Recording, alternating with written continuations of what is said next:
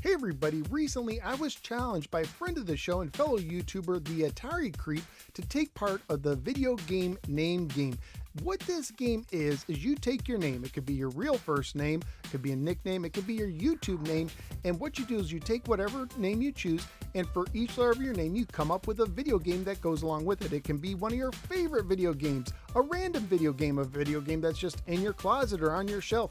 So what I did is I'm taking my full YouTube handle, the No Swear Gamer, that's 15 letters in total, and I went starting with my very earliest videos that nowadays make me cringe, and I just saw if I could find a game that fit. So I started with my very early episodes, and T is for tax avoiders, which I reviewed way back in episode 6 many years ago. Little did I know at the time how much this game would impact my life. It's become a little bit of a running joke with my show, and I even at one time ended up being the Twin Galaxies world record holder in the game. How about that?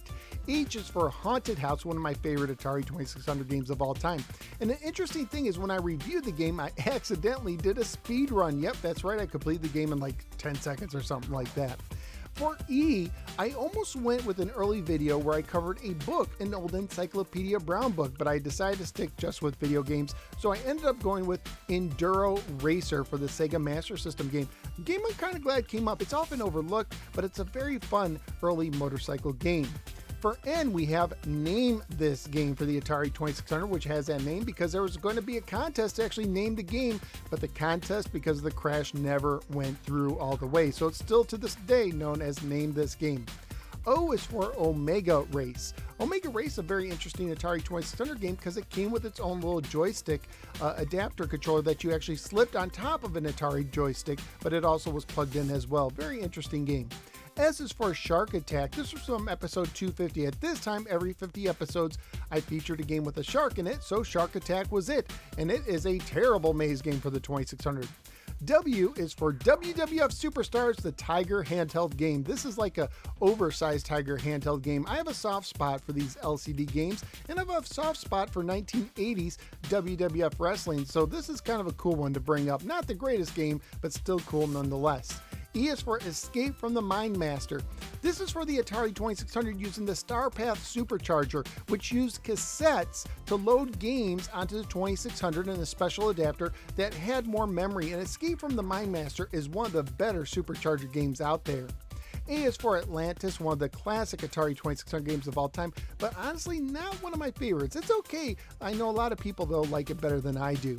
R is for Rampart. Finally, I get to an Atari 7800 game, and this time it's a prototype. I think at this time I was doing my podcast, the Atari 7800 Game by Game podcast, and friend of the show, Cover Art Kevin, helped me basically have a cartridge where I could use and access prototypes, so I'm very grateful for that. It's a very rough prototype, but very interesting nonetheless. Did you know Rampart was in development for the 7800? G is for Who You Gonna Call? Ghostbusters on the 2600, and actually, for a watered-down port, it's pretty good, pretty fun. I like it, and it ended up being one of my more popular reviews. A is for Adventure. Now, this is from a complete game playthrough video I did. One of my more popular videos where I played through all 3 games of Adventure, and Adventure to this day is one of my favorite games of all time. M is for Meltdown. This is a light gun game for the Atari 7800 that I find actually kind of not that good, but here it is. It fits the letter M.